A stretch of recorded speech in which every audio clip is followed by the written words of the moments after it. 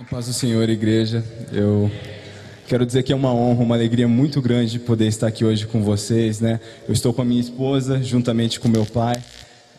Eita glória! E eu quero estar ministrando nesse momento, junto com você, uma canção que Deus me deu há alguns anos atrás. Talvez você já ouviu dessa música. E se você não conhece a música, se você não conhece essa letra, eu quero dizer para você não se preocupar nesse momento. Fique à vontade na presença de Deus. Se você quiser, senta, pode se ajoelhar, fique à vontade na presença do Pai. Mas o que eu quero é que nesse momento o seu coração possa se conectar com o coração dele. E que você possa derramar algo, que nós possamos derramar juntos como uma família gratidão por esse amor tão grande, essa bondade tão grande. Vocês estão comigo então? A gente pode fazer isso? Glória a Deus.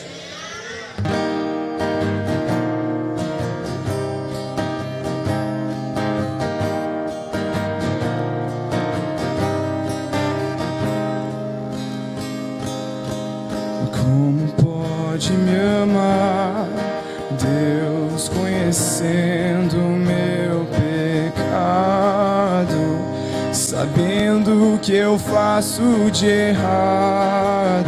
Como pode me amar assim? Como pode me amar, Deus, sabendo que eu sou falho e que o meu coração já não bate mais como já bateu? Como pode me amar, Deus, sabendo que eu fugiria? Se a porta estivesse aberta, como pode me confiar?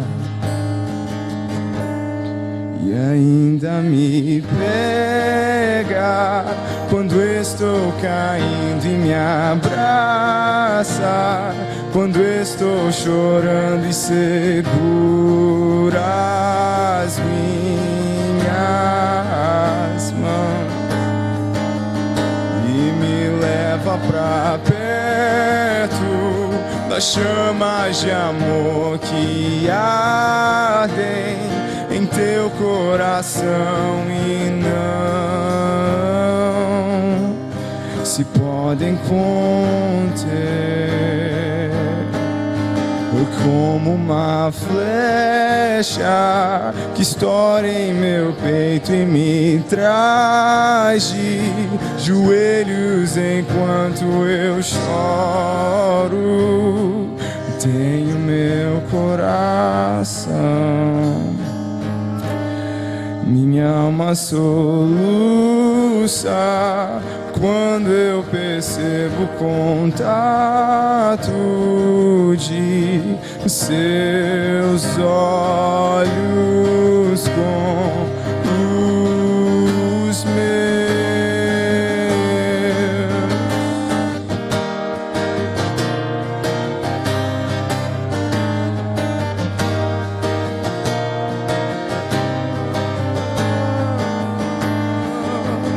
Como pode me amar, Deus, sabendo que eu diria, sabendo que eu me frustraria?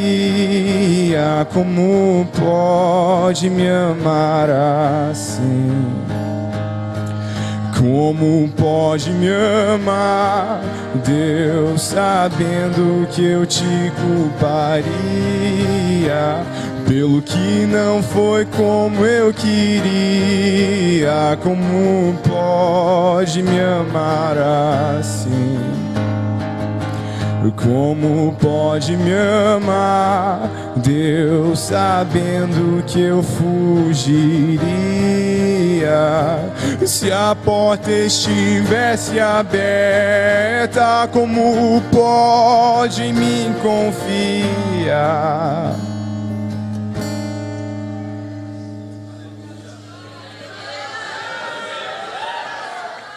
e ainda me pega quando estou caindo e me abraça, quando estou chorando e seguras minhas mãos e me leva pra perto das chamas de amor que ardem em teu coração e não se podem conter, como uma flecha que estoura em meu peito e me traz de joelhos enquanto eu choro. Tenho meu coração, minha alma soluça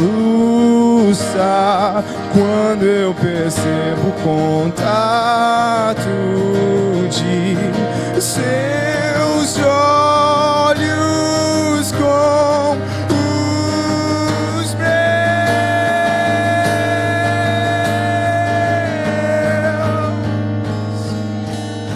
Me leva pra casa, eu quero voltar, pois longe de ti não é o meu lugar. Eu corro depressa pra te encontrar, de braços abertos, como alguém que esqueceu. Me leva pra casa, eu quero voltar, pois longe de ti não é o meu lugar. Eu corro depressa pra te encontrar, de braços abertos em meu lugar.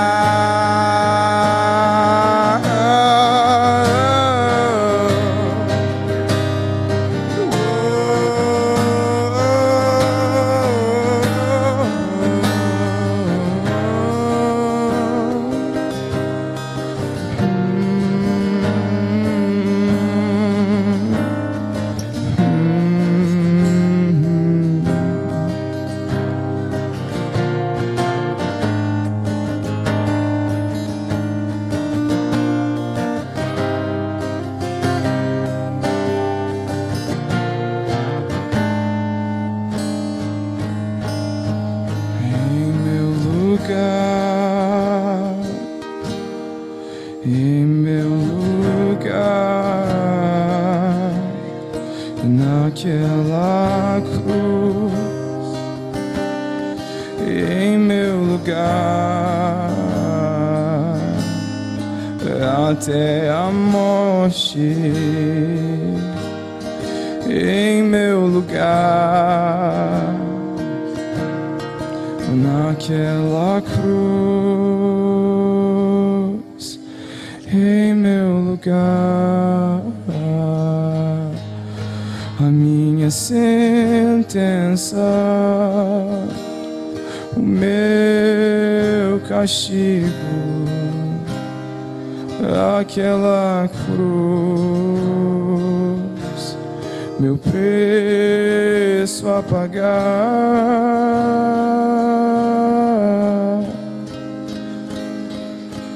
Mas você não parou, não. Você nunca desistiu, não. Tanto amor,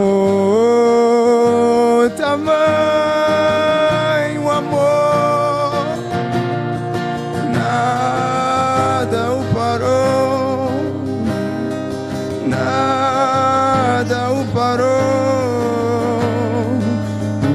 julgamento não o parou, os açoites não o pararam, aquele caminho não o parou, a humilhação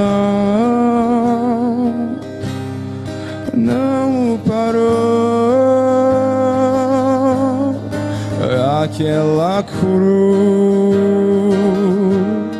não o parou,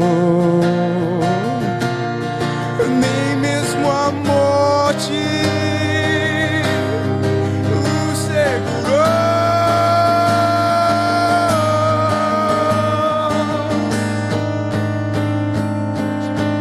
E agora eu sou seu pra sempre, agora eu sou seu pra sempre.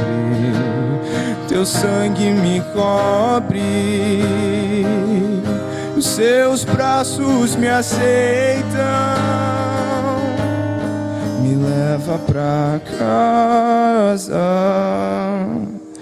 eu quero voltar, pois longe de ti não é o meu lugar.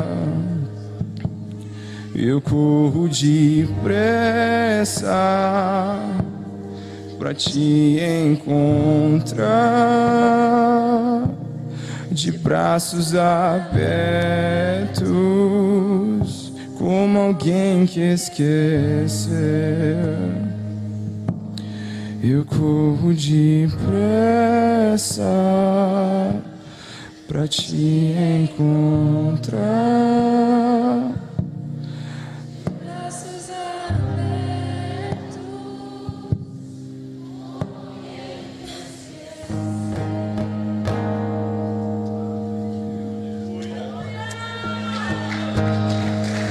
Glória a Deus, aleluia. Pastor Luciano Subirá recebeu de Deus um chamado específico para o ensino da palavra à Igreja de Jesus, sem fronteiras denominacionais. Tem 13 livros publicados e neste momento está escrevendo outros títulos. Tem viajado por todo o Brasil e por outros países, proclamando a verdade de Deus e auxiliando pastores e líderes, por quem tem uma grande preocupação e dedicação. É o responsável pelo ministério Orvalho.com e pastor da comunidade Alcance de Curitiba, Paraná. Luciano é casado com a pastora Kelly, com quem tem 2 filhos, Israel e Lissa. Recebamos com alegria o pastor Luciano Subirá, ficando de pé e aplaudindo a Deus pela vida deste servo.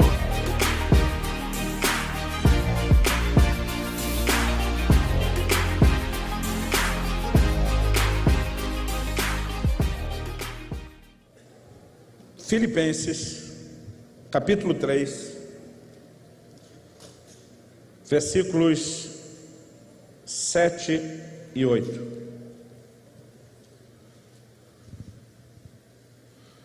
Outro dia alguém me perguntou: pastor, acontece com você de às vezes você começa um ano assim e tem aquela mensagem do ano, que é aquela que você quase cansa de repetir? Eu falei: quase não, tem mensagem que eu canso de repetir, que às vezes é uma ênfase, é um encargo.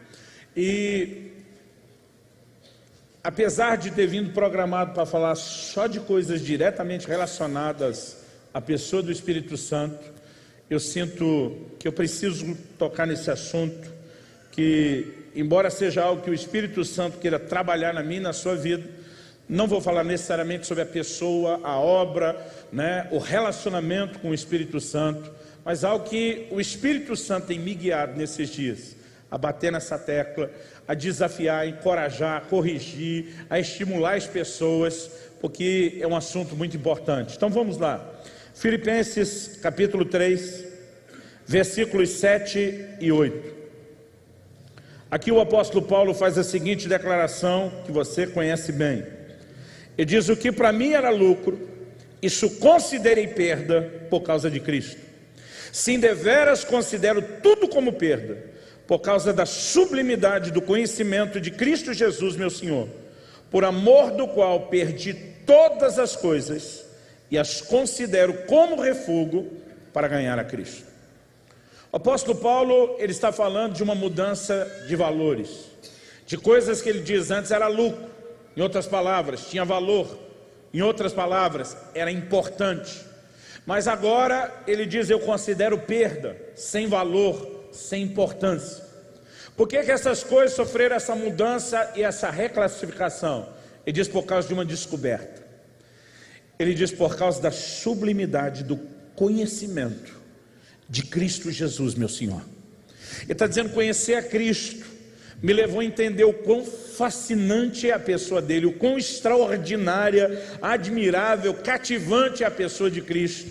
E essa conexão gerada por essa dimensão de conhecimento, de revelação de quem ele é, fez com que as coisas sofressem uma reclassificação. O que antes era importante, agora já não é importante mais, comparado ao lugar de importância que Cristo passou a ter na minha vida. É isso que Paulo está falando. Mas durante muito tempo, eu nasci e cresci num lar cristão, graças a Deus. Durante muito tempo eu lia esse texto, eu entendia que Paulo estava falando de uma reclassificação, mas normalmente eu pensava no seguinte prisma.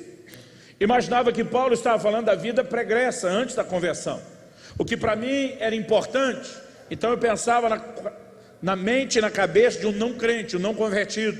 O que para mim era lucro, encher a cara com bebida, me drogar, me prostituir, as festas, as baladas, aquela coisa toda que quem não conhece a Cristo valoriza. Paulo diz, agora eu considero perda.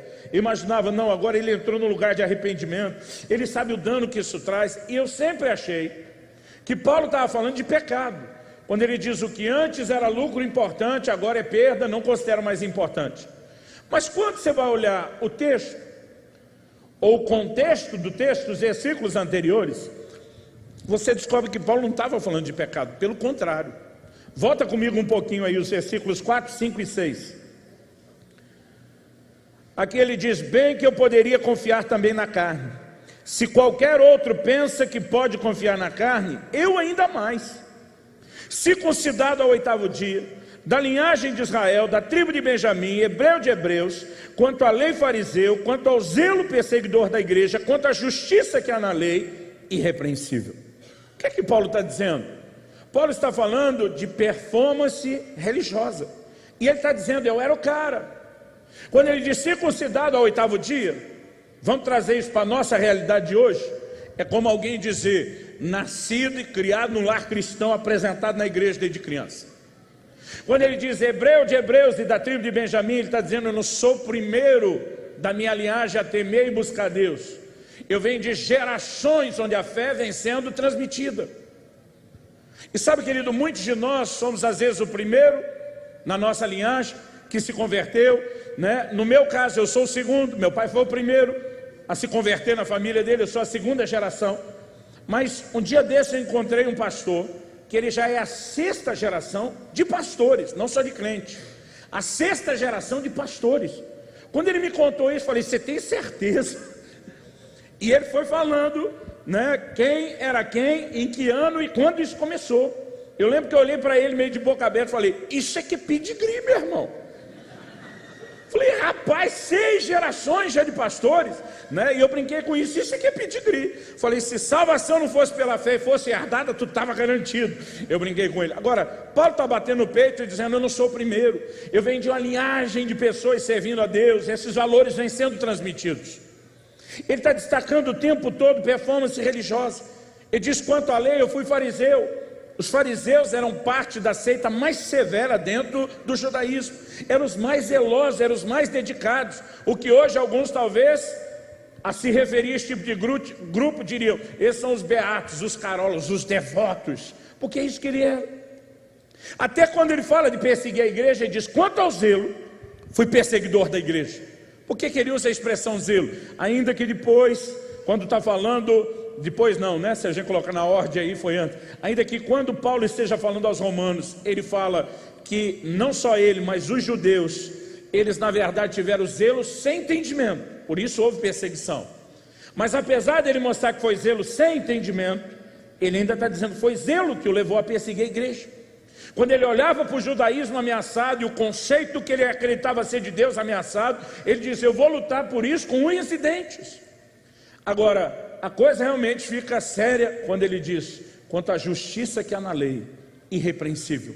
Paulo está dizendo: pega todas essas centenas e centenas e centenas de preceitos da lei, e você não vai achar nada na minha vida onde você diga que eu não andei de acordo com o que está escrito.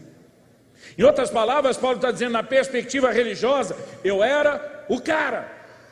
E agora, depois que fala disso, de performance religiosa, que diz: o que para mim era lucro, eu considerei perda, por causa da sublimidade do conhecimento de Cristo Jesus, meu Senhor. E diz: conhecer a pessoa de Cristo faz a gente entender que relacionamento com Ele não tem nada a ver com performance religiosa. É algo muito mais sublime, é algo muito mais profundo, é algo muito mais rico do que isso. E eu comecei a entender essa percepção há 10 anos atrás. Na verdade, eu tive uma experiência única, marcante, singular com Deus, faz parte da história do meu relacionamento com Deus, é uma das experiências talvez mais marcantes da minha vida, aconteceu há 10 anos atrás. Mas para que eu conte essa experiência de fevereiro de 2008, eu preciso voltar no tempo um pouquinho e começar a história no dia 31 de dezembro de 2007. Eu terminei de almoçar, era o último dia do ano. Eu lembro que empurrei o prato, já praticamente vazio, de lado. Olhei para minha esposa, Kelly, e falei para ela, falei: meu amor, nas próximas 3 semanas, eu não vou comer absolutamente nada. Eu vou passar os próximos 21 dias na água. Eu vou fazer o maior jejum da minha vida. E quando eu falei isso, ela regalou os olhos. Eu nunca tinha feito mais do que 2 semanas de jejum na água, direto. E ela arregalou os olhos, meio preocupada, e ela falou: você tem certeza? Eu falei: tenho. Ela disse: foi Deus que te pediu isso? Eu falei: não, eu vou fazer porque eu quero.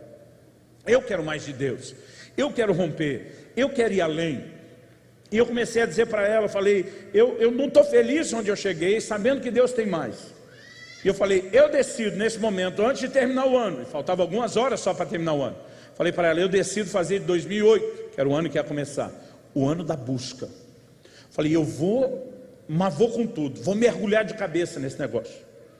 Eu lembro que quando tomei essa decisão, eu decidi que não apenas eu faria o meu maior jejum, mas eu decidi que eu queria fazer para Deus coisas que eu nunca tinha feito. E naquele ano, 2008, só naquele, nunca fiz isso antes, nunca fiz depois, eu cheguei, para você ter uma ideia, a ler a Bíblia 2 vezes no mês. Em um mês eu li a Bíblia 2 vezes. Eu decidi que eu ia enfiar a cara na palavra de Deus, eu decidi que eu ia orar, eu decidi que ia buscar, e eu comecei o ano embalado, no pique. Fiz os 21 dias de jejum na água, estava num ritmo de trabalho normal, viagem, pregação, mas Deus deu graça. Eu acho que foi só no 18º dia, eu estava pregando numa outra cidade, a hora que eu levantei para pregar, acho que bateu aquela coisa da fraqueza que eu quase desmaiei. Mas foi um momento breve, Deus deu graça, eu segurei, e estava lá me dedicando. E pensa num camarada que estava feliz porque estava buscando a Deus, era eu. Mas aí nós chegamos em fevereiro, meados de fevereiro de 2008. Tínhamos uma reunião com a nossa liderança, principalmente a liderança das células. A gente nem chamava aquilo de culto, porque era um tempo de treinamento, alinhamento da visão, né? Alinhamento bíblico, motivação, encorajamento, às vezes ajustes, correções. Então a gente não tinha louvor e adoração, a gente normalmente fazia uma oração para começar, tinha o tempo da palavra e liberava todo mundo para que a reunião não fosse extensa, porque era na terça-feira. Então quando começamos, estávamos ali fazendo aquela oração inicial. E às vezes a gente acaba fazendo isso mais por protocolo do que na expectativa de que Deus realmente ouça, atenda ou faça alguma coisa. Quando estávamos naquela oração inicial, alguém resolveu passar a mão no violão. E quando essa pessoa passou a mão no violão, eu lembro que ele olhou para mim e deu um sinal assim, tipo: uma música, posso? E eu lembro que eu olhei de volta e fiz assim: uma música. Porque esse não era o foco ou o propósito da reunião. E esse irmão pegou o violão, começou a dedilhar e começou a cantar uma canção. Canção do Marcos Witt. Eu te busco, te anelo, te necessito. Enquanto cantávamos aquela canção, alguém resolveu lá na glória apertar um botão que ativa o modo glória da reunião. Sabe aquele que quando aperta muda tudo? Irmão, alguém apertou o botão e numa fração de segundos aconteceu alguma coisa que eu não sei explicar. Eu sinceramente não sei a intensidade daquilo para cada um. Eu sei que a grande maioria das pessoas estava naquela reunião. Parece que assim, instantaneamente, por isso que eu brinco que alguém apertou o botão, que foi algo quase instantâneo. De repente todo mundo começou a chorar. Era gente se ajoelhando, se prostrando, deitando, cara no chão, gente sentando pelos cantos, encostando na parede, choro, um choro generalizado. Eu mesmo chorava compulsivamente, chorava, né? Outro dia alguém falou, pastor, que nem criança, falei até mais um pouco. E a princípio eu não sabia porque eu estava chorando, eu não sabia porque os outros estavam chorando, eu não conseguia entender porque todo mundo estava chorando. Mas enquanto eu chorava, começou a se formar no meu espírito uma impressão de que Deus queria que a gente se arrependesse por não estar buscando a Ele como deveria. E quando esse senso de arrependimento começou a vir e definir qual era o motivo do choro, eu queria estar aqui podendo te contar uma história diferente e dizer que eu me arrependi mesmo, dizendo a verdade, Deus, o Senhor está certo, nós estamos errados. Mas não, fui indignado. Dentro de mim me bateu uma reação emocional, mas foi algo forte. Por quê? Eu tinha acabado de fazer o jejum da minha vida. Fazia 3 semanas que eu tinha saído de 3 semanas só na água. Eu estava lendo a Bíblia que nem um condenado.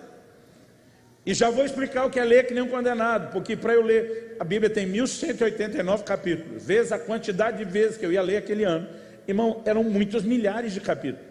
Então eu dividi aquilo pelos 365 dias do ano, e eu tinha uma cota, que se não lesse todo dia, a dívida com Deus acumulava.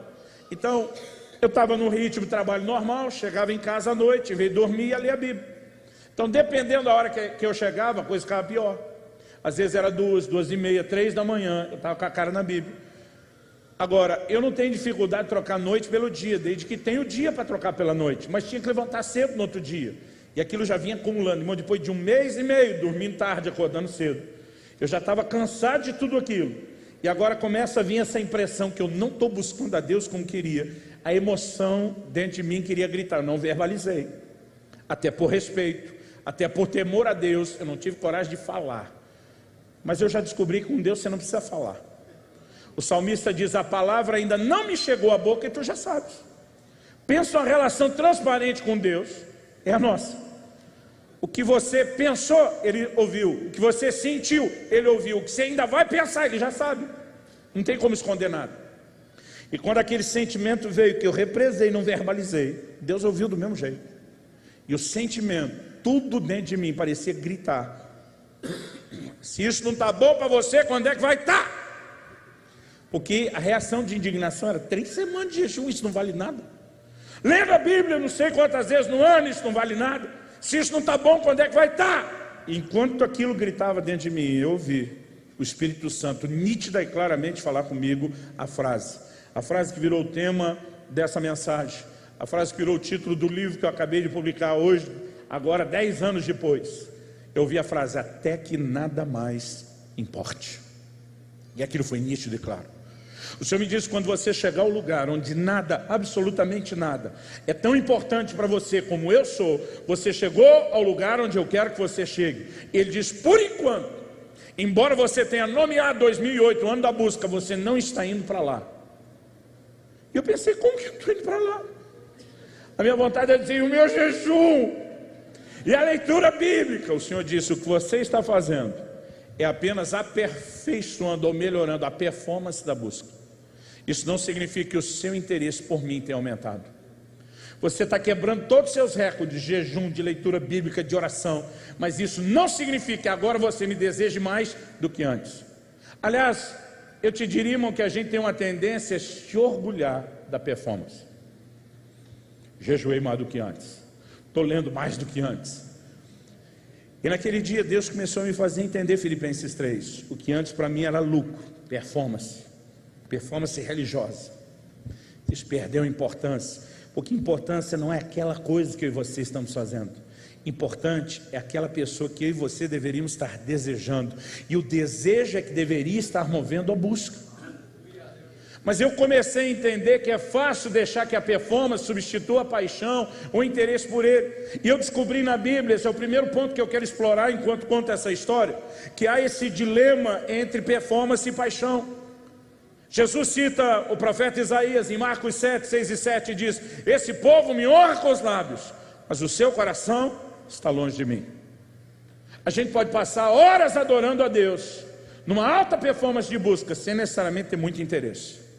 Fazer isso debaixo de uma programação religiosa, de disciplina, e não necessariamente fazer isso movido de paixão. Em Apocalipse, no capítulo 2, de 2 a 5, Jesus começa a falar com a igreja de Éfeso, uma igreja de alta performance. Ele diz: conheço tuas obras, teu labor, tua perseverança. Irmão, pensa numa turma engajada, empenhada no reino de Deus. Eram esses irmãos de Éfeso. Você descobre isso lendo o livro de Atos, lendo a Epístola aos Efésios e na carta à igreja de Éfeso no Apocalipse. Em todos eles você vai ver uma igreja de alta performance, não só alta performance. Eles tinham resiliência. O Senhor diz: suportastes provas por causa do meu nome e não desfaleceste. Não só alta performance e resiliência, eles tinham controle de qualidade. Puseste a prova, se dizem apóstolos, não são, os achaste mentirosos. O que o Senhor está dizendo? Ele está falando de uma igreja comprometida com Ele, a ponto de dizer: nós queremos ver tudo certo. Isso indicava o compromisso. Mas Ele diz: tenho porém contra ti que abandonaste o teu primeiro amor. Sabe o que Deus está dizendo? Vocês têm um alto nível de performance, mas um baixo nível de interesse ou paixão. E naquele momento o Senhor falou para mim: você nomeou esse de o ano da busca, mas na verdade esse está sendo só o ano da performance da busca. Seu interesse por mim ainda não aumentou. E a casa caiu aquele dia. Eu percebi, e a presença de Deus me envolveu de uma forma tão amorosa. Eu sentia que aquilo não era condenação. É quase como se os céus estivessem gritando para mim: se você entendesse o meu amor por você, se você entendesse o meu interesse por você, o quanto eu quero a sua pessoa, tudo seria diferente. E sabe, eu acredito que eu e você precisamos entrar nesse lugar de percepção e de compreensão. Por que eu e você existimos? Você já parou para pensar nisso? A Bíblia claramente diz a razão da nossa existência, do nosso propósito. Paulo, em Atos 17, 26 e 27, pregando em Atenas, o palco da filosofia da sua época, ele diz: de um só homem, uma clara referência a Adão, de um só homem Deus fez todas as raças dos homens e os colocou sobre a terra. O texto diz: para que habitassem sobre a terra, havendo estabelecido os limites da sua habitação e os tempos pré-determinados. Para quê? Porque de um Deus fez uma raça, porque Deus nos colocou nessa terra para povoar essa terra. O versículo 27 diz assim: para buscarem a Deus. Eu e você fomos criados, eu e você existimos para buscar Deus. Quem está entendendo, diga amém. E no versículo 27 ele diz: se porventura, tateando, o possam achar, o qual não está longe de cada um de nós. Quando a Bíblia fala de tatear, está falando de alguém limitado ou desprovido de visão. Eu sou parte de uma geração que, quando acabava a luz, a gente saía palpando as gavetas, atrás da lanterna ou da vela e da caixinha de fósforo. Teve uma época que era lanterna e pilha, teve uma época anterior à lanterna que era a caixinha de fósforo. A nova geração já não sabe o que é isso. Acabou a luz, eles enfiam a mão no bolso, tiram o celular, ligou, está tudo certo. Eles nunca viveram essa emoção de sair tateando, procurando nas gavetas, né? Onde é que tem algo que possa nos iluminar. Agora, Deus está dizendo que criou o homem para que, se porventura, se necessário fosse, ele buscasse a Deus tateando. O que a Bíblia está dizendo com isso? Que o homem espiritualmente entra nesse mundo desprovido de visão, desde Adão. Há uma cegueira espiritual, mas Deus está dizendo: mesmo que você não enxergue, vá palpando, use a sua limitação, mas tente me achar. E a Bíblia diz: o qual não está longe de cada um de nós. E na verdade, uma das coisas que eu mais gosto, quando eu conheço alguém, tenho um tempinho de conversa, seja alguém que me buscou, está me levando no aeroporto, uma refeição rápida, uma das primeiras perguntas que eu gosto de fazer é: como foi a sua conversão? Eu acho lindo a história de cada um, né? Como cada um veio a Cristo, como cada um descobriu o Senhor, como Deus se revelou a cada um. Mas uma coisa que é certa: muitos de nós batemos em muitas portas antes de ter um encontro com Cristo. O que a gente estava fazendo? No escuro, sem visão, tateando, apalpando. E Deus está dizendo: mas eu não estava longe. Porque qual era a ideia de um Deus que nos criou para buscar? É que nós o encontrássemos. Como ele disse através do profeta: serei achado de vós, diz o Senhor. O anseio de Deus era que essa busca nos levasse a encontrá-lo, para que Ele pudesse desfrutar de nós e nós pudéssemos desfrutar dele, no que é o anseio de Deus desde o princípio, um relacionamento. Quando Deus criou e estabeleceu o primeiro casal lá no Éden, eu gosto de dizer que Ele não respeitou nem a lua de mel dos dois. Todo dia Deus visitava os dois. Sabe o que Deus está dizendo desde o início? Eu quero ser parte da vida de vocês, eu quero me relacionar com vocês, e nós precisamos entender esse anseio. Agora, qual é o problema da performance e da busca? É que ela desmerece a pessoa de Deus e valoriza o método de encontrá-lo. Ela nos rouba completamente do propósito.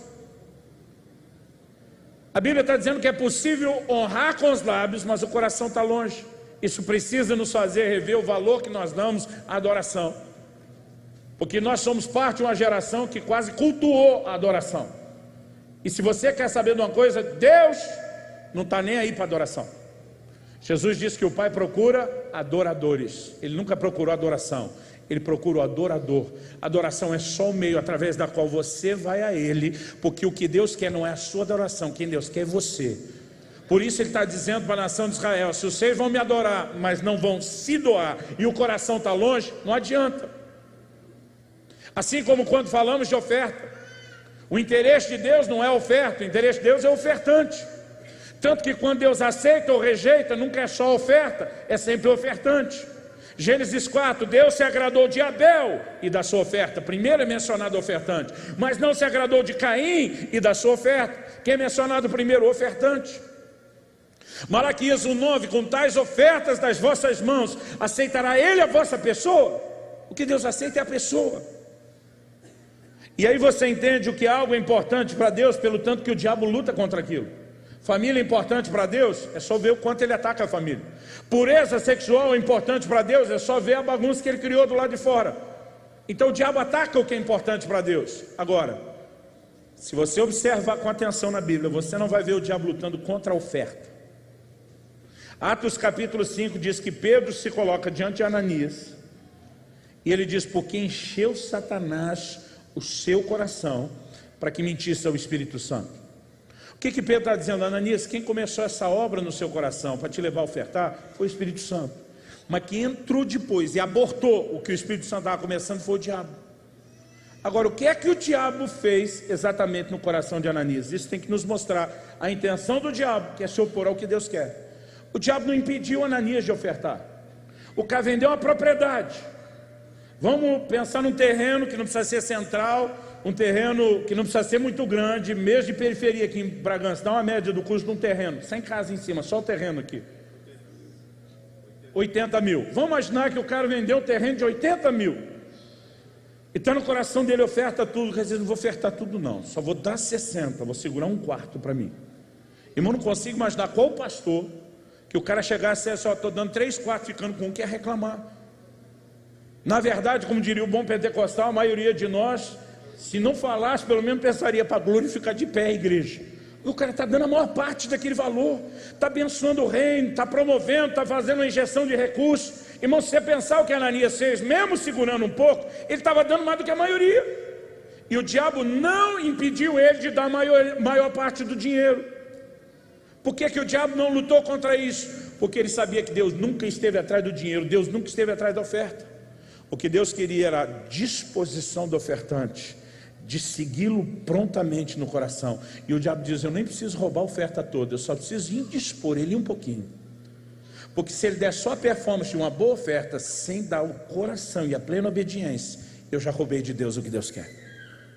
Quando você começa a entender isso, querido, você vai descobrir por que Jesus confrontou tanto a religiosidade e a performance. Aliás, nós somos parte de uma geração, eu cresci com parte de uma geração que batia na religiosidade. Mas o que demorou para a gente descobrir foi que nós só trocamos uma religiosidade por outra, porque a gente olhava um modelo todo e dizia: isso é religiosidade, e aí nós inventamos um outro modelo. O que a gente conseguiu foi uma religiosidade contemporânea, mas nós trocamos 6 por meia dúzia. Eu comecei a pregar, eu lembro quando subia na plataforma, jeans, camisa fora da calça. Irmão, isso era quase uma profanação. Estou falando de muito tempo atrás, quase 30 anos atrás. E naquela época, na cabeça da gente, esse negócio de ter que ter só terno e gravata, é religiosidade. Só que hoje em dia, quando o cara vem com o terno e gravata, a gente sente a repulsa que na época do terno e gravata eles sentiam quando a gente estava sem. Nós só trocamos. Antes a religiosidade exigia ter, a religiosidade atual diz que não pode ter, mas nós só trocamos 6 por meia dúzia. E a gente continua valorizando o quê? Performance. E a gente não percebe que isso nos rouba do verdadeiro propósito. Qual o verdadeiro propósito? É atração por Ele, é valorizar a pessoa, o relacionamento, é ter interesse. E naquele dia, 10 anos atrás, quando Deus começou a me corrigir, Ele me fez lembrar de uma história, que eu chamo e classifico de a história do supermercado. Isso aconteceu no início do meu ministério. Fui atender um casal, a gente brinca que o casal cristão não briga, ele tem excesso de comunhão. E aquele casal tinha tido muita comunhão, mas daquelas de sair faísca para todo lado. E me chamaram para mediar a situação. Eu chego lá, encontro um camarada, mas assim, alterado. Quando eu entrei na casa, já foi falando: pastor, essa mulher é uma louca. Mas estava assim, fora de si. Falei: calma. Jó chamou a mulher dele de louca e tinha razão. Vamos ver se você tem razão.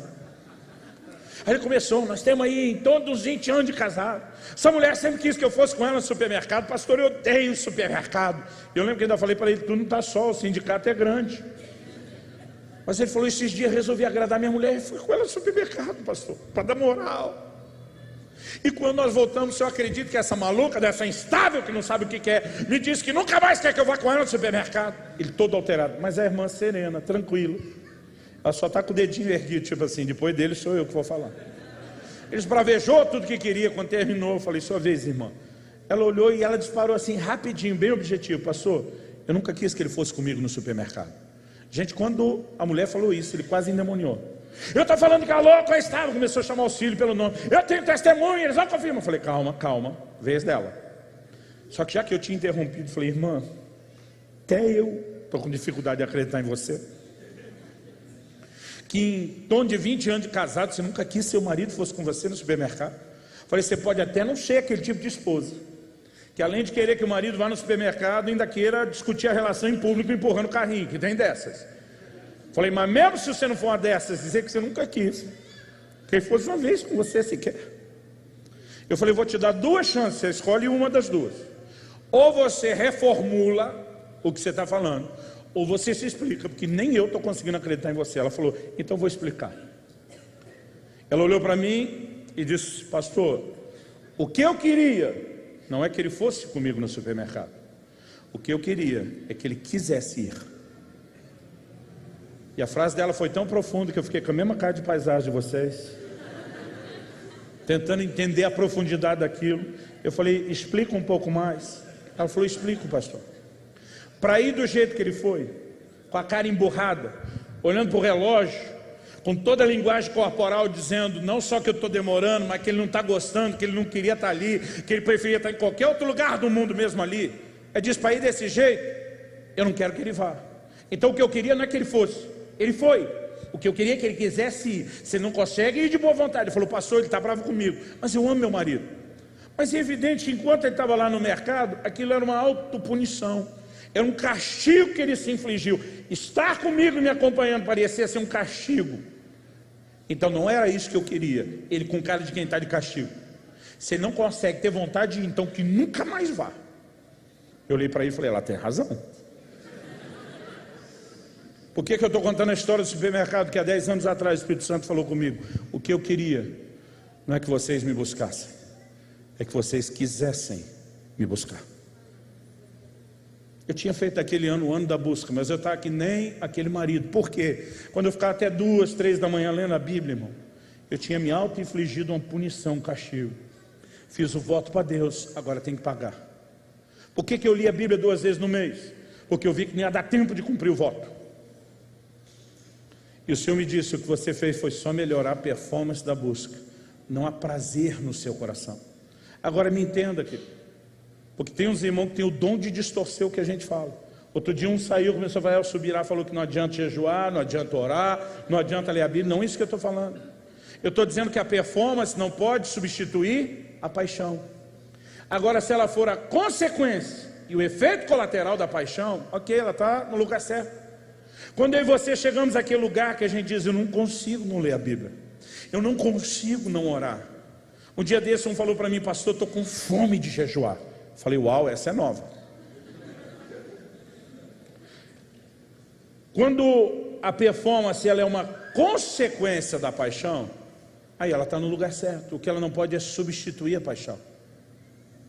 Eu e você existimos para buscar Deus? Sim. Ele está longe? Não. Ele quer ser achado? Quer. Mas sabe qual é a busca que funciona? Jeremias 29:13 diz, buscar-me-eis e me achareis. Quando? Me buscardes de todo o vosso coração. Sabe que tem muito crente frustrado? Porque ele ora, ele adora, ele lê a Bíblia e ele não entra em nenhum lugar profundo. Porque ele está praticando a performance da busca sem realmente desejar a pessoa que ele está buscando. Mas quando nós conseguimos colocar todo o nosso coração na busca, quando de fato nós passamos a amar, a desejar, a querer, a ansiar Deus, tudo muda de figura. Irmão, naquele dia, o meu sentimento, quando o Senhor disse, você tem que se arrepender por não estar buscando como deveria, e tudo dentro de mim parecia gritar, se isso não está bom para você, quando é que vai estar? É porque Deus me parecia um sujeito exigente demais. Não basta amá-lo, tem que amá-lo de todo o coração, alma, entendimento e força. Não basta buscá-lo, tem que buscá-lo de todo o coração. Jesus diz, não preocupe com o que vocês vão comer, beber ou vestir. Busque em primeiro lugar o reino. Eu dizia, sério que o reino tem que vir antes da minha necessidade básica. E às vezes eu achava Deus um sujeitinho muito exigente. Mas o que Deus está propondo é, enquanto Ele não for aquilo que de mais importante nós temos, enquanto nós não aplicarmos tudo de nós nessa busca, nós não vamos encontrá-lo. Então o que Deus está exigindo é nada mais, nada menos do que o grito do coração dele dizendo, eu quero ter tudo de você, e eu quero que você tenha tudo de mim. Aliás, eu ouvi uma frase na minha adolescência, da irmã Valnice Milhomes, que demorou para eu começar a entendê-la. Depois dessa experiência ela começou a fazer mais sentido. Irmã Valnice dizia assim, nunca terá tudo de Deus, enquanto Deus não tiver tudo de você. Tozer, grande Tozer diz, enquanto Deus não tiver tudo de você, não espere um avivamento. Na verdade, quando Deus nos provoca esse lugar de entrega, Ele está fazendo nada mais, nada menos do que acionar uma lei espiritual, que eu quero chamá-la de a lei de reciprocidade. A Bíblia diz, chegai-vos a Deus, e Ele se chegará a vós. O Senhor diz, eu honro aqueles que me honram, mas os que me desprezam, eu desprezarei. O profeta se levanta nos dias do rei Asa e diz, se vocês se chegarem a Deus, Ele se chegará a vocês, mas se vocês o deixarem, Ele o deixará. Reciprocidade. Se você entender essa lei, você vai descobrir que quando você vai dando o seu tudo, isso provoca a liberação do tudo de Deus. Deus não é um Deus exigente a ponto de querer tudo de você nessa busca, porque Ele precisa disso. O que Deus falou no meu coração naquele dia foi, você se considera um pai exigente? Falei, sim. Joguei duro com meus filhos. Ele diz, você não exigia que a sua voz fosse a voz mais importante na vida deles? Sim. Por que você fez isso? O Espírito Santo falou comigo aquele dia, você é carente, você tem um problema de autoestima, se os seus filhos não ficassem olhando para você dizendo sua voz é mais importante, você ia perder com isso. Falei, eu nunca fiz isso por causa de mim, fiz por causa deles. Falei, se minha voz não fosse mais importante na vida deles, qualquer amigo ou pseudo-amigo da escola arrastaria eles para fazer qualquer bobagem. Então se eles não tivessem a minha voz como a mais importante, eles estariam desprotegidos. E aí eu estou me explicando, me defendendo. O Senhor diz, e você entende, explica a sua exigência, mas não consegue entender a minha. Naquele momento é como se ele dissesse, eu também não sou carente, eu também não tenho nenhum problema de autoestima. Irmão, deixa eu te dizer uma coisa, um dos nomes com os quais Deus se revela na Bíblia é o El Shaddai. El Shaddai não significa só o Todo-Poderoso, significa o Deus que é mais do que suficiente. Deus não tem necessidade de nada. Ele não vai se sentir menos Deus se você não adorá-lo. Ele não vai se sentir menos Deus se você não buscá-lo. Ele não estabeleceu esse alto padrão de busca porque Ele precisa que você o busque. Ele estabeleceu isso porque se você o colocar no devido lugar, você estaria protegido de qualquer engano, você não seria roubado do seu propósito e você poderia desfrutar tudo dele. Isso é nada mais, nada menos do que o grito de amor do coração de Deus. Mas nós temos nos deixado enganar sem perceber que muitas vezes quem está por trás desse engano, como era com Ananias, é o próprio diabo. Nós temos nos deixado enganar pela performance da busca e por muitas distrações.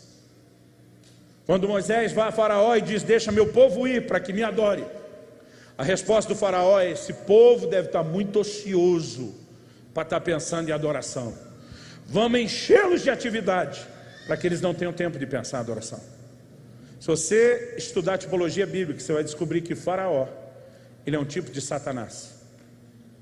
O povo oprimido debaixo da escravidão de Faraó figura o povo que Deus veio resgatar para depois ser o povo dele. É toda uma tipologia da redenção.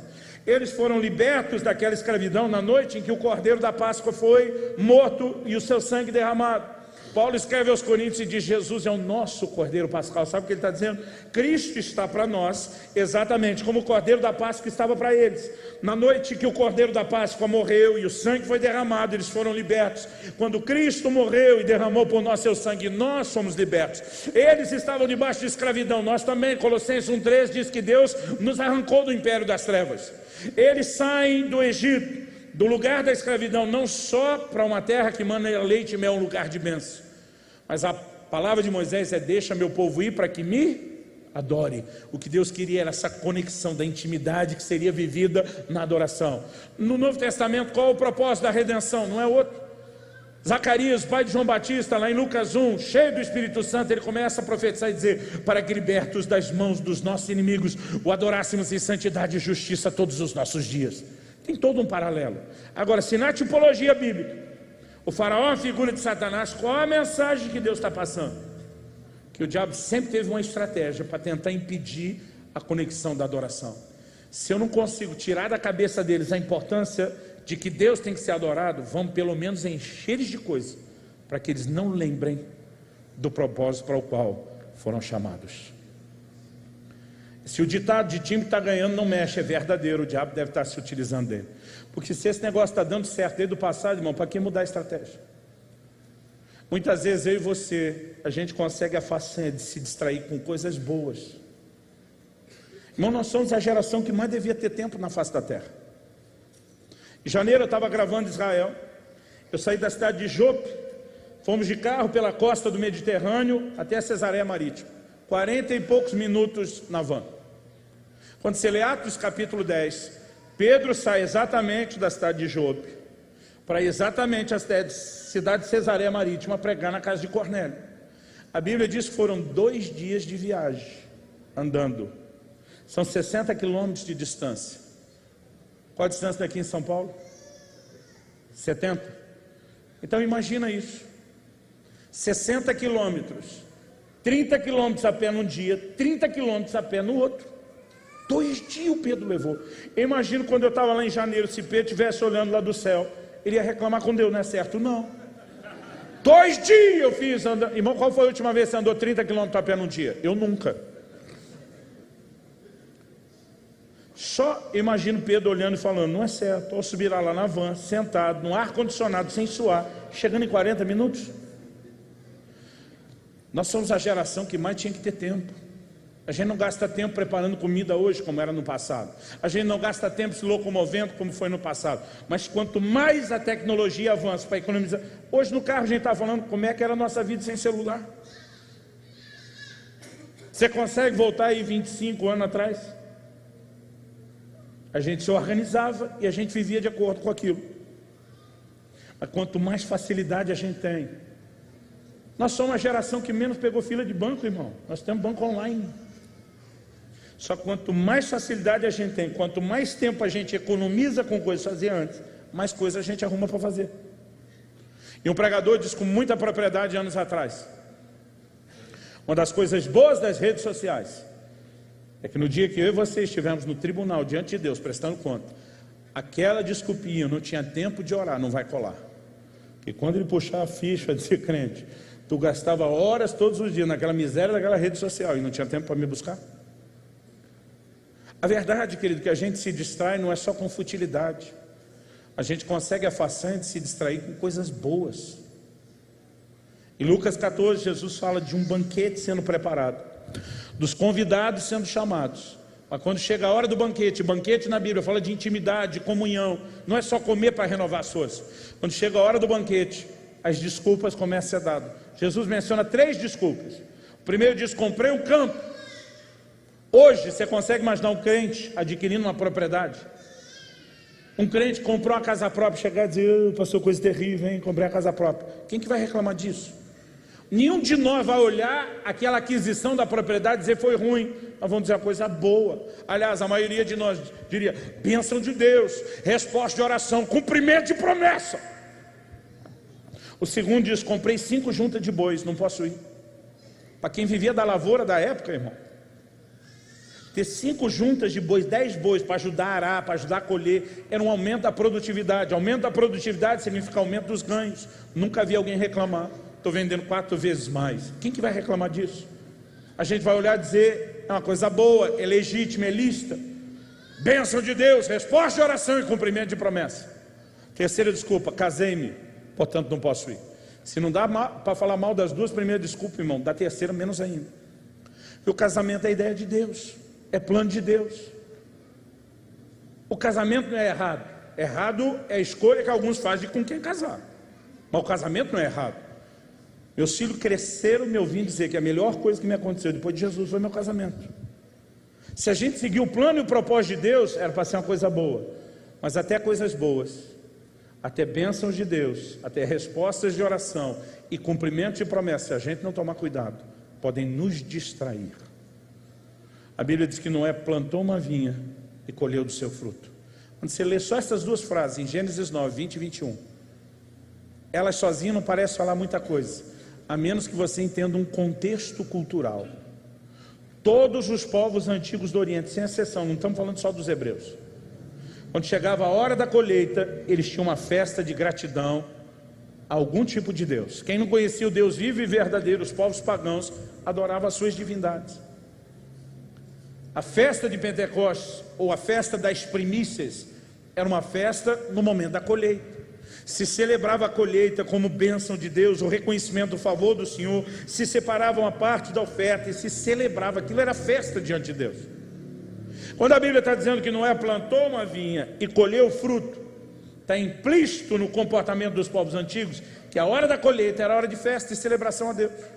Só que enquanto ele foi festar a bênção recebida, a Bíblia diz que Noé se embriagou, encheu a cara de vinho, que era o fruto da vide, da bênção que Deus deu. Naquele dia, 10 anos atrás, o Senhor falou ao meu coração: muitos de vocês têm se embriagado até com as minhas bênçãos, a ponto de se empolgar com elas, esquecerem-se de mim. 10 anos atrás, Deus falou comigo um episódio, talvez tenha uns 12 anos, na época era só 2. Israel devia ter uns 8, no máximo 9 anos de idade. Eu lembro de um dia que cheguei em casa e dei um PlayStation 2 para ele. A gente pensa na festa. O menino ficou só feliz, ele surtou de alegria. Ele corria, ele pulava, ele gritava, ele jogava no chão, era um negócio dramático. Ele me abraçava, me beijava e dizia assim: o melhor pai do mundo. E gente, por alguns instantes eu me achei mesmo. Falei: gente, eu acertei, nunca dei um presente tão bom. Só que bastou alguns dias para eu começar a ter ciúmes, depois raiva do videogame, porque eu perdi meu filho para o videogame. Quando eu chegava, ao invés de eu ter a atenção dele, ele estava ocupado naquele negócio, distraído com aquilo. Um dia eu quis pegar aquele videogame e jogar pela janela. O Espírito Santo aquele dia falou comigo: você lembra do videogame? Eu falei: lembro daquele videogame. Ele disse: pois é, vocês fazem a mesma coisa comigo o tempo todo, coisa que vocês desejaram tanto, fizeram a maior festa quando eu liberei, porque eu queria agradá-los. Estão roubando vocês de mim. E naquele dia a ficha começou a cair, e eu comecei a perceber: enquanto nós não chegamos ao lugar onde nada, absolutamente nada mais é tão importante quanto ele, onde nem as bênçãos são tão importantes quanto o abençoador, onde a gente não vai negociar isso de forma alguma, então nós chegamos onde ele quer que a gente chegue. Mas se a gente apenas investir na performance e não aumentar o nível de interesse e paixão, nós não chegamos onde ele espera que a gente chegue. Eu vou repetir o que eu falei no final da primeira palavra: não vim aqui te apontar o dedo, não vim aqui jogar pedra em você, não vim aqui te acusar, mas eu espero ser um instrumento de Deus Que eu te ajude a acordar, ou possa te advertir de não pegar esse caminho, de substituir um profundo interesse por mera performance. Quando ela for a extensão do desejo, ótimo. Se ela for a substituição do desejo, está errado. Você sabia que o maior mandamento, quando perguntaram para Jesus qual o maior mandamento, ele nem titubeou, ele disse: amarás ao Senhor teu Deus de todo o coração, com toda a tua alma, com todo o teu entendimento, com todas as tuas forças. Outro dia um irmão chegou para mim e falou: pastor, o senhor ora por mim? Eu falei: oro, pelo quê? Ele falou: não, eu estou em crise. Eu falei: qual é a crise? Ele falou: perdi o primeiro amor. Eu falei: então você não está em crise, você está em pecado. Eu falei para ele. Ele me olhou com uma cara de assustado: que é isso? Tipo assim, não exagera. Eu falei: foi o que Jesus falou. Lembra de onde caíste? Ele chamou de queda. Arrepende-te. Se não é pecado, por que ele mandou arrepender? Eu falei: se esse é o maior mandamento, e o maior mandamento não é só amar a Deus, é amar de todo o coração, com toda a alma, com todo o entendimento, com todas as forças, é por tudo de você nesse relacionamento. E se eu e você estamos amando, mas não estamos amando de todo o coração, nós já quebramos o maior mandamento. Mas sabe o que é interessante? Na hora de cobrar o anjo da igreja de Éfeso, ele não apela por senso de obrigação. Ei, esqueceu qual é o maior mandamento? Não sabe que você tem a obrigação de me amar? Não é isso que ele fala. Ele diz: lembra de onde caíste. Sabe para que ele está apelando? O sentimento de saudade. Porque Deus nunca quis que eu e você o buscássemos ou o amássemos por mera obrigação. Por que você acha que ele te deu o livre-arbítrio? Outro dia eu encontrei um irmão que estava na crise teológica. Ele olhou para mim e falou: pastor do céu, onde é que Deus estava com a cabeça quando resolveu dar para o homem o livre-arbítrio? Falei: mais respeito com Deus, rapaz. Ele falou: pastor, eu não entendo, Deus nos dá o direito de rejeitá-lo. Falei: Deus nunca te deu o direito de rejeitá-lo, Deus te deu o direito de escolhê-lo, correndo o risco de que você o rejeitasse. Porque Ele nunca quis que você o amasse, obrigado, porque Ele te programou para isso. E nunca quis que você o buscasse como um autômato, programado para fazer isso, sem interesse. O que eu e você precisamos entender, que Deus sempre esperou que nós o quiséssemos. Deixa eu te dar um exemplo. Eu, como marido, tenho a obrigação de amar minha esposa. Não é uma opção. A Bíblia diz: marido, amai as vossas mulheres. É um imperativo. Deus nunca disse: ó, se você tiver de boa vontade, acordar bem-humorado e puder dar uma força para o casamento na terra ser melhor e amar um pouco sua mulher, Ele diz: ame. É uma ordem. O não cumprimento da ordem é desobediência. Agora, esse ano eu vou completar 23 anos de casado. Eu fico pensando, se cada manhã que eu acordo do lado da minha esposa, eu olhasse para ela e dissesse: meu amor, amo você, e quando ela fosse abrir um sorriso com a declaração, eu disparasse. Fazer o que, né? Deus mandou? Não tem opção? Mas já que Ele mandou, vamos cumprir a obrigação. Irmão, a gente não estaria 22 anos casado. Ou se tivesse, o nosso relacionamento estaria bem deteriorado. Mas pastor, não é a sua obrigação? É. Mas ela espera que eu cumpra a obrigação com senso de prazer e não por mera obrigação. Agora, Deus precisa ser olhado e entendido da mesma forma. É nossa obrigação amá-lo e buscá-lo? Mas Ele espera que a gente não faça isso só por obrigação. Ele não quer que você apenas o busque, Ele quer que você queira buscá-lo. E quando nós ficamos na superficialidade de um relacionamento religioso, nós não vamos progredir na essência do propósito. Paulo fala que em Cristo estão escondidos todos os tesouros da sabedoria e da ciência. Então, você já pensou quanta descoberta nós podemos ter nesse relacionamento? Mas a maioria de nós se descobriu como ser abençoado um pouquinho, como experimentar um pouquinho de Deus, alguma coisa a mais, a gente já estaciona. Se nós começarmos a realmente entrar nesse lugar de entender a sublimidade do conhecimento, quão fascinante, quão extraordinária é a pessoa dele, quão cativante pode ser a revelação progressiva de Cristo. Então, a semelhança de Paulo, nós também vamos poder dizer: o que para mim era lucro, importante, perdeu completamente sua importância, não importa mais, diante da sublimidade do conhecimento dele.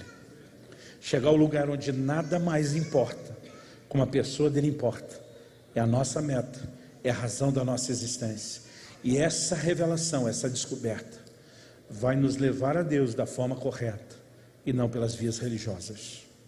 Vamos ficar em pé, vamos orar juntos.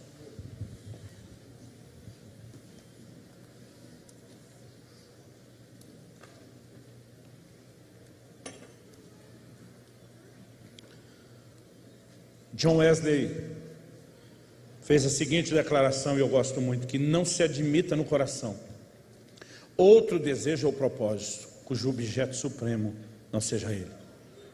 Ao longo da história, homens e mulheres de Deus têm feito diferença. Eles não só viveram uma profunda paixão, como eles entenderam que um outro cristianismo ou evangelho, que não é vivido em intensidade, ele nos rouba e nos rouba muito. Stanley Jones, um missionário metodista que doou a maior parte da sua vida na Índia, disse que o maior inimigo do cristianismo não é o anticristianismo, não são as perseguições. Ele diz: nosso maior inimigo do cristianismo é o subcristianismo. É quando nós aceitamos algo muito inferior ao que Deus planejou, que o diabo consegue de fato nos roubar. C.S. Lewis dizia: o cristianismo, se é verdadeiro, tem infinita importância. Se é falso, não tem nenhuma importância. Mas ele costumava arrematar dizendo: o que ele não pode ser é de moderada importância. E alguns de nós temos vivido o evangelho, a relação com Cristo, como se ele fosse só um pouquinho mais importante do que o resto. Alguém me perguntou esses dias: pastor, esse seu livro novo, Até que Nada Mais Importe, é sobre paixão. Eu falei: muito mais do que isso. É sobre a restituição do verdadeiro lugar de primazia, de honra, de admiração que o Senhor deveria ter nas nossas vidas.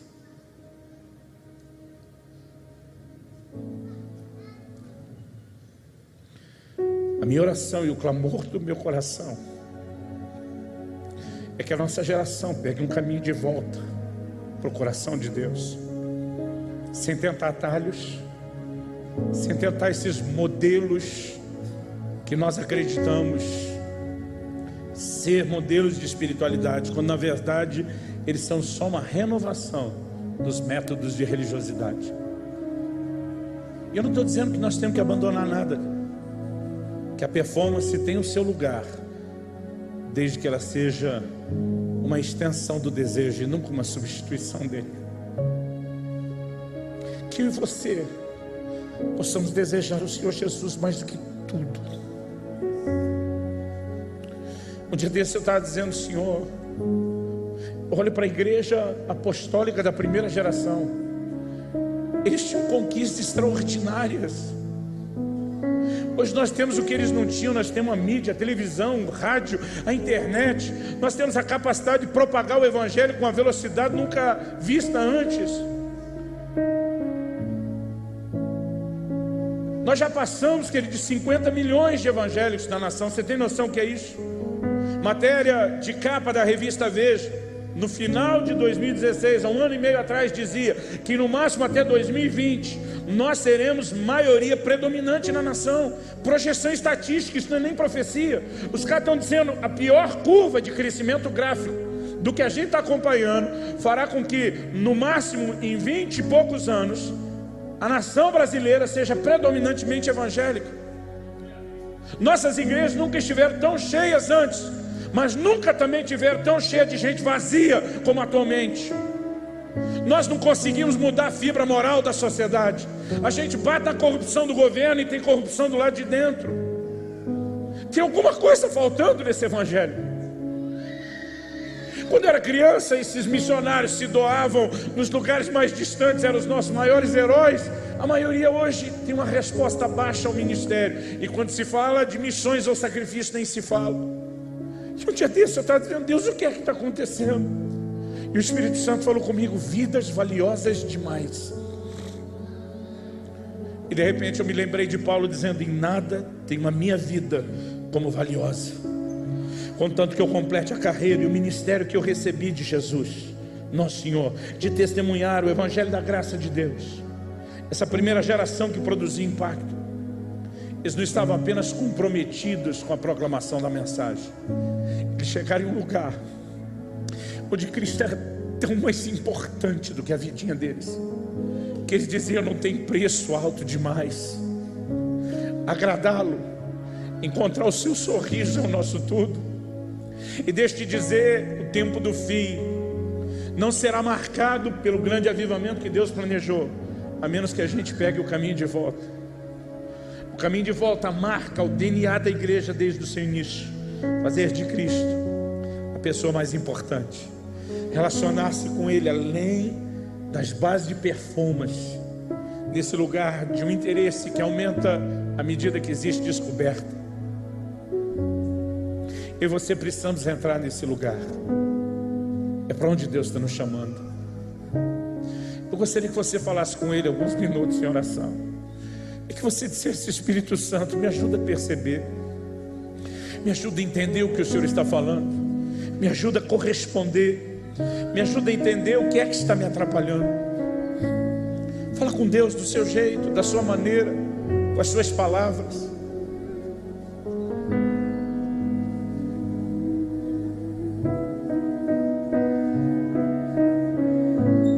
Eu me rasgo por inteiro, faço tudo, mas vem novamente.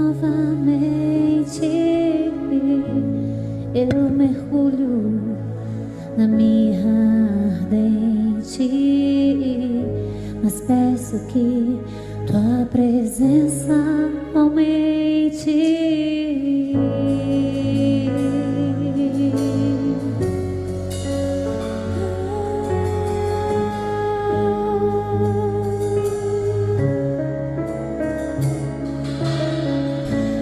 Eu me rasgo por inteiro, faço tudo, mas vem novamente. Eu mergulho na mirra ardente, mas peço que tua presença aumente. E se eu passar pelo fogo, não temerei, na tua fumaça de glória eu entrarei, longe do santo dos santos, não sei mais viver.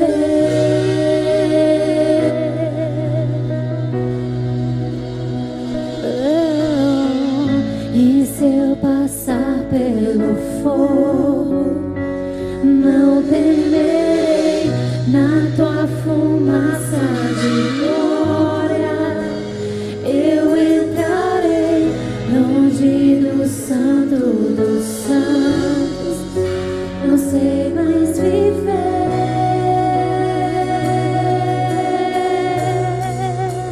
Quem já pisou no santo dos santos em outro lugar não sabe viver.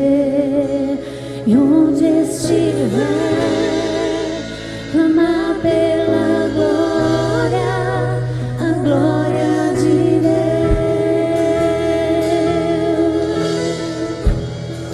Eu me rasgo por inteiro,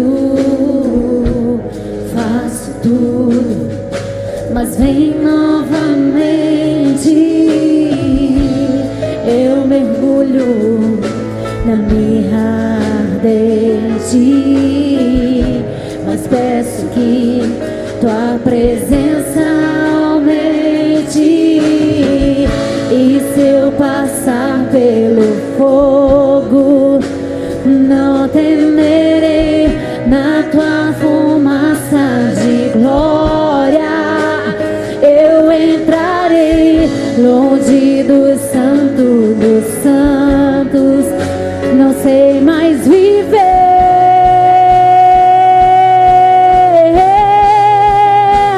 Quem já pisou no santo dos santos em outro lugar não sabe viver.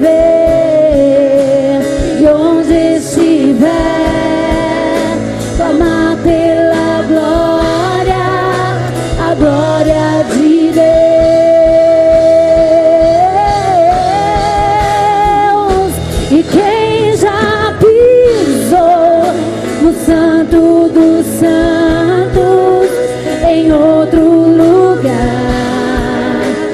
sabe viver. E onde estiver, clamar pela glória, a glória de Deus.